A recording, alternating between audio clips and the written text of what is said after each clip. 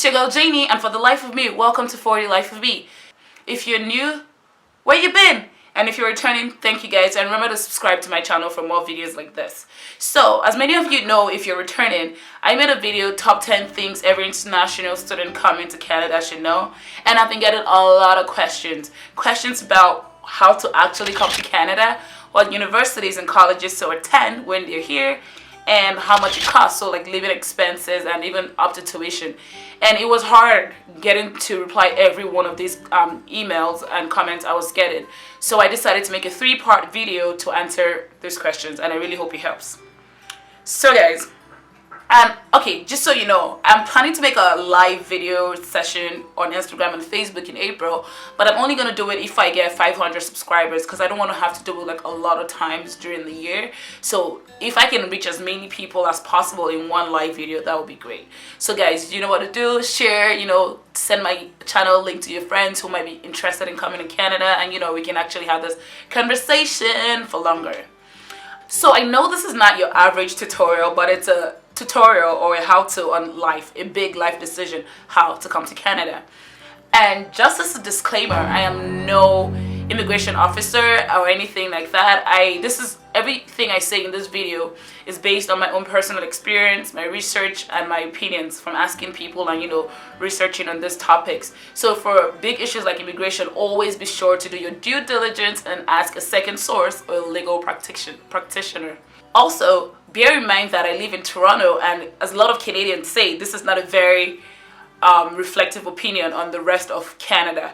But I have talked to a lot of people who've lived outside of Toronto and gotten their opinion too on how Canada really is. And that'll be a theme across these 3 videos. And it's going to be very informative and maybe long, so you need to grab yourself a pen and a paper. Now let's get into it.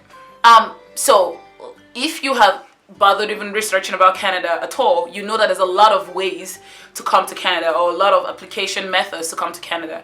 But I'm just going to say, a very biased opinion, but I'm going to say that the best way to come to Canada is to come as a student.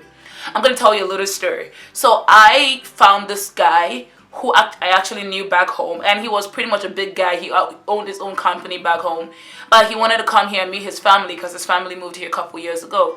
And next thing, I saw him again 5 years after, and he is a cab driver. Not to throw shades on cab drivers, but like he was working as a big executive back home, but because he could not school here, or he did not school here, his degree is not as equivalent as somebody who schooled here. There's this thing called Canadian experience. You get to know later. We'll talk more about it. Okay, pretty much this Canadian experience thing means how well you can acculturize, how much you understand the Canadian culture, social cues and expectations. It's almost like the chicken and egg situation, because you can't get a job in Canada without Canadian experience, but you can't get Canadian experience without a job. So that's why I tell people that the best way to come to Canada if you want like a good career in the long run is to come as a student. I'm just going to tell you how you can do that, okay guys? No pressure. Okay, so if you see me looking down a lot, it's because I made a lot of notes just so I don't miss any information or give you guys any wrong information. So there are numerous ways to come to Canada. You can come as a skilled worker, that's through express entry, which includes like the federal skilled worker program and then the Canadian experience class.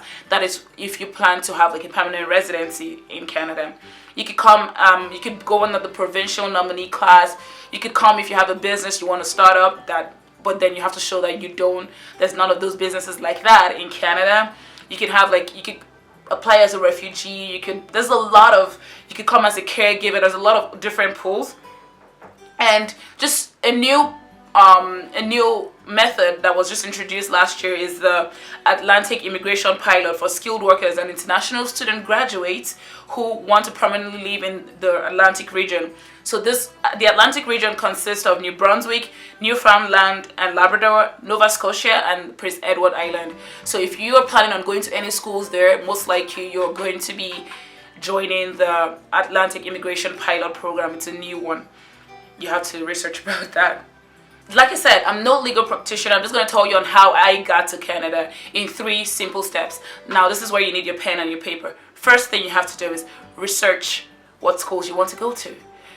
So yeah, you want to come as a student. So I'm going to speak from the experience of applying for postgraduate studies. You have to think about university or college. In the next video, we'll be talking about why you might want to consider college over university or university over college.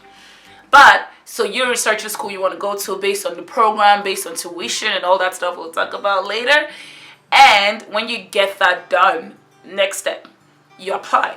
You have to go through the requirements. Again, we'll talk about that later. So when you apply based on submit all the documents you need and you get your admission letter from the school, the next step is to apply for your student visa to Canada. A lot of countries have to apply way ahead of time. I remember that to come to Canada in fall, which is September, I had to apply for my visa by May.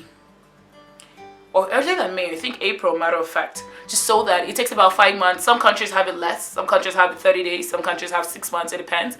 You always want to check and make sure that your country's wait time is just adequate enough for you. And then, next time, when you obtain your study permit, you buy your flight ticket, because I'm assuming you're not going to come with a ship. Okay, I'm sorry guys. So you get your flight ticket and then you arrive in Canada, and then at the airport, when you show them your admission letter, your student visa, you get your study permit. And again, if you don't remember from the last video, that study permit now allows you to work 20 hours outside of school time for like part-time jobs. You can't work more than 20 hours. You can only work more than 20 hours or like full-time when school is in holiday or there's a general Canadian holiday. So guys, most likely the easiest way to transition to become a permanent resident of Canada, like I said, is to be what? A student. Because after school, say you do an 8 month college certificate, you can only get 8 years of work permit. I'll explain. You can only get postgraduate work permit equivalent to the number of years you've studied in school. But you can get it up to 3 years. So even if you've done a 4-year degree here in Canada, you can only get 3 years work permit. If you decide to take an 8-month certificate program, you can only get 8 months. However, if you do 2 postgraduate certificates, 8 months each, you can get a 3-year work permit.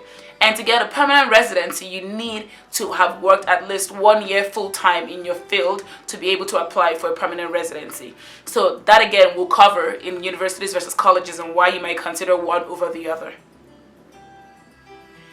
And yet again, we talk about this Canadian experience thing, that because Canadians believe that if you're a foreign student, you most likely have the qualities to become a full Canadian because you have gone through school in Canada, meaning that you understand either English or French and you've shown that you can contribute to the Canadian society. Another way to get some experience while you're in school is to volunteer with charitable organizations while you're here. And yay! Welcome to Canada! So, just a recap. You choose your school and the program you plan to attend. You apply for your study permit. You obtain your visa and retrieve it. You fly and come to Canada, and then you retrieve your study permit and then enjoy schooling.